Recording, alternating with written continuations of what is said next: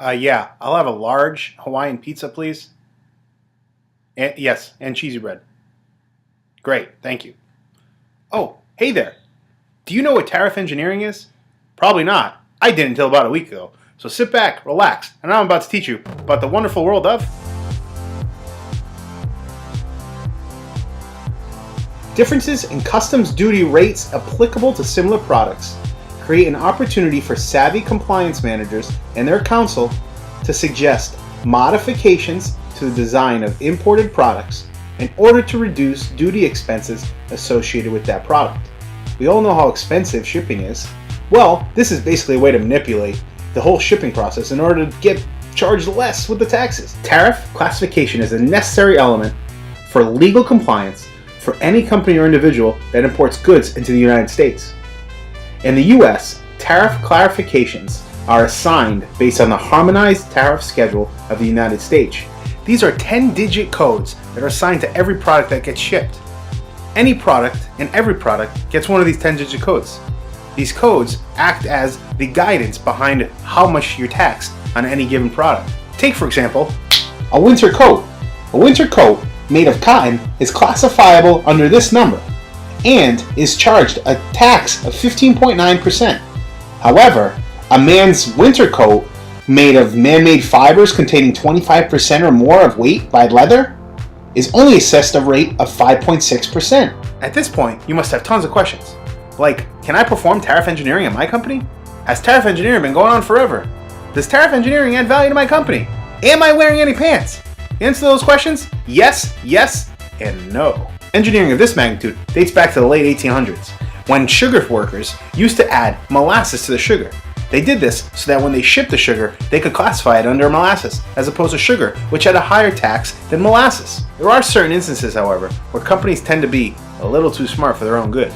Take, for example, the feather duster. An individual company labeled the product as a feather duster, but the main purpose of the product was to be shipped, then disassembled, and made into a beautiful feather hat. It'd be like shipping a broom over to the United States and then disassembling it to make this beautiful, gorgeous looking hat. I mean, it is a good looking hat. I mean, look at the hat. It's nice. It's straw. It's made of a straw material. It's a good looking hat. This didn't work, however. The court ordered the company to pay the higher tax rate, which was labeled under the feather hats, instead of the feather duster. This resulted in the company losing money. You can then see how tariff engineering can be so important to companies. At this point, you probably still don't believe me that this is an actual applicable process going on today in the world of industry. However, I'm about to give you some examples as to how companies have done tariff engineering in the hopes of gaining advantage in the market and saving themselves some money on the tariff duties. The first example is a textile company that makes t-shirts. If this t-shirt was made of 51% polyester and 49% silk, then the classification would yield a duty rate close to 27%. Now, if you were to tweak the fiber ratio so that the garment was made of 51% silk and 49% polyester, all of a sudden, your duty rate drops from 27% to below 7%. Now, for quick math, this $1 million order, the company was able to save $200,000 in duty by simply performing tariff engineering to re-engineer their part in a way that would yield a lower duty rate. Another example is Converse shoes and their famous Chuck Taylor sneakers. You ever wonder why these Chuck Taylors have felt on the bottom of their shoes? It turns out that the felt on the bottom of the sneakers is there for function, but also for economics. The shoes with the fuzzy soles are taxed less when they're imported than those with just plain rubber sole.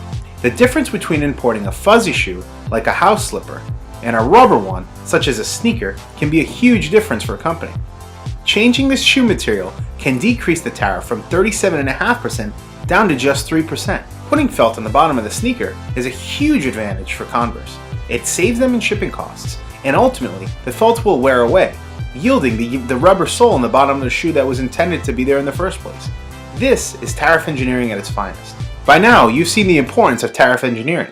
It is a perfect way for a company to gain some competitive advantage over any competitor in the industry. But ultimately, what it does is, it saves them on shipping costs. Well, that wraps it up. I hope you learned a little something about tariff engineering and how important it can be to any company's shipping strategy. I'm done. Oh shit, this thing's still on.